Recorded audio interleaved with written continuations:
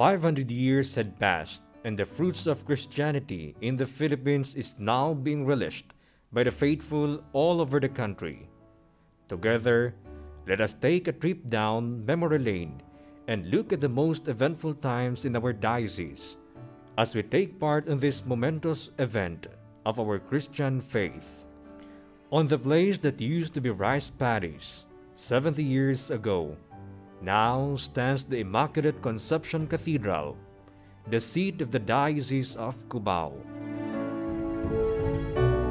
In 1935, a small chapel was built on rice fields and was administered by Father Henry Desmond, a priest from the Society of the Divine Word.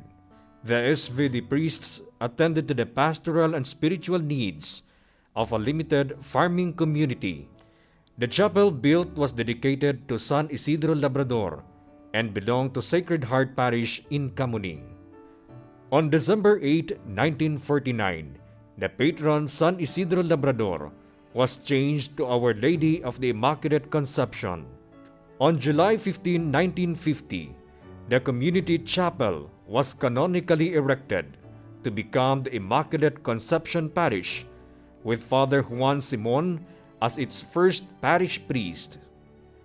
After many years, the SVD community passed on their legacy and turned over the administration of the Immaculate Conception Parish to the Archdiocese of Manila on April 30, 1990.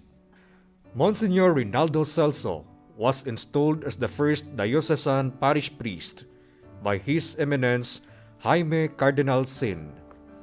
With the continued growth of the Christian community that was becoming more and more diverse, with the influx of Filipinos migrating from the provinces into the city, the Archdiocese of Manila recognized the ever greater challenge of keeping the faithful together. The Archdiocese needed to give birth to suffragan dioceses. On June 28, 2003, the Diocese of Cubao was established. However, a diocese doesn't stand on its own without having a cathedral. The word cathedral comes from the Latin word cathedra. It means a seat. It's more of the symbol because a seat is a piece of furniture, just like the chair of the board. We don't speak of a chair, but it's the position of someone in a corporation. So in the Catholic Church, we use the word cathedral to signify the place where the bishop, resides. Well, when you say episcopacy, it means literally, it's a Greek, overseer.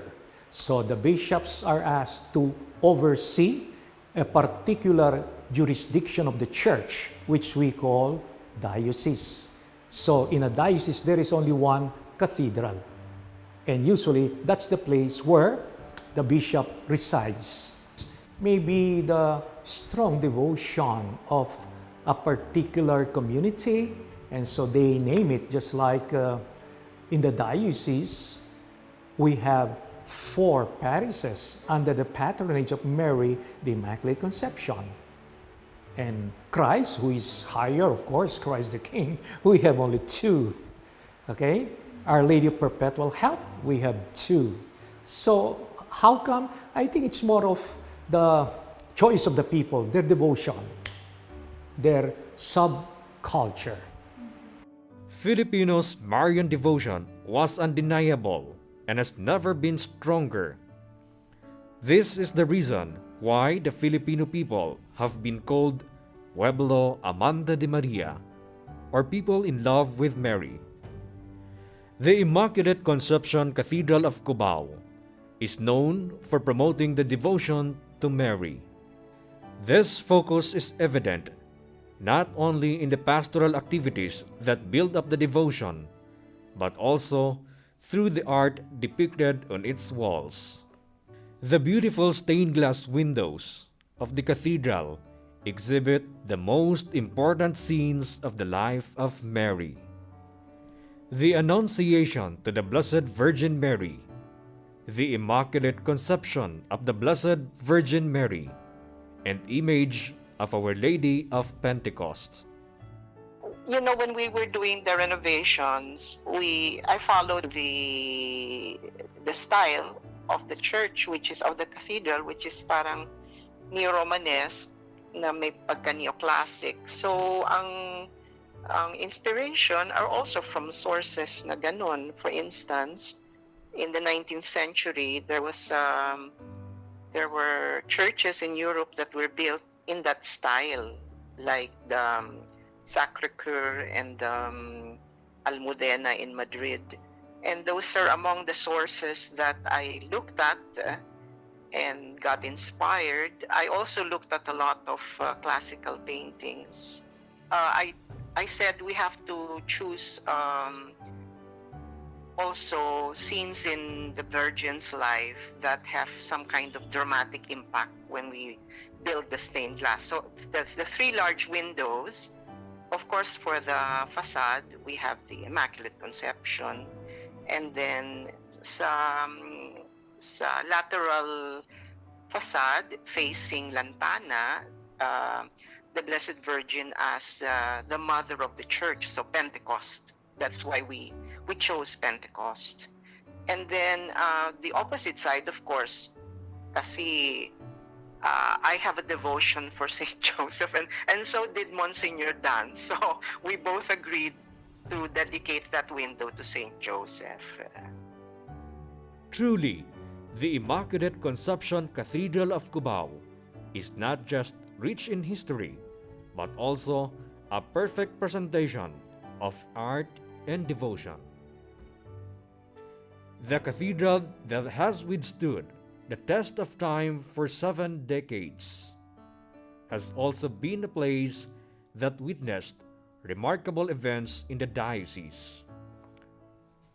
Ordinations, weddings, establishment of the diocese's judicial tribunal, and the solemn rite for the opening of the cause for beatification and canonization of the servant of God, Darwin Ramos, on August 28, 2019.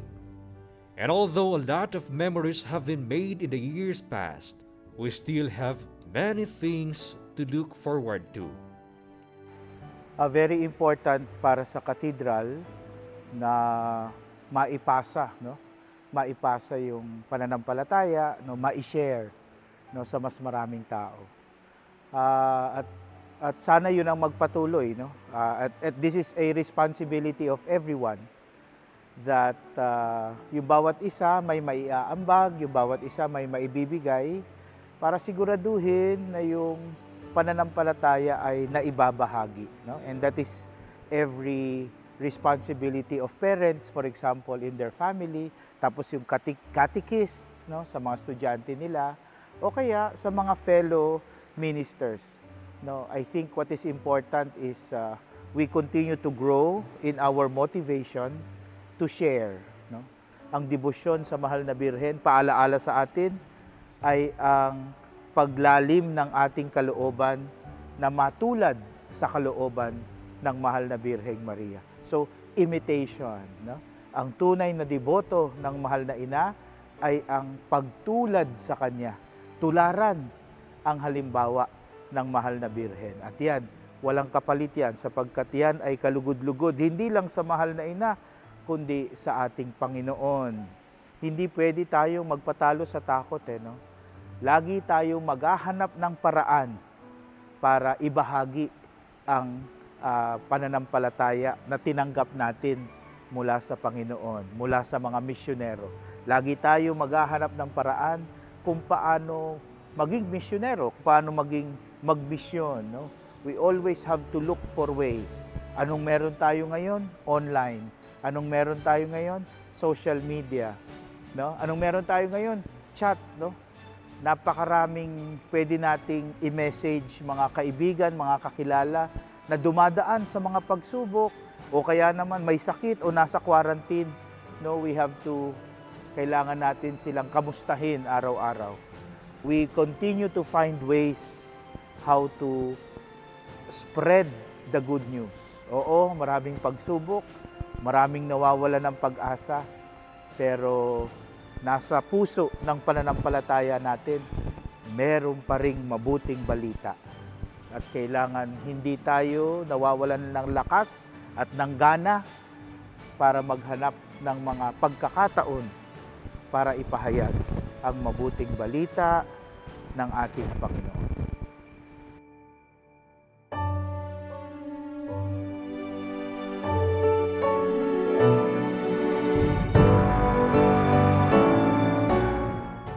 The Immaculate Conception Cathedral of Cubao joins the celebration of the 500 years of Christianity in the Philippines.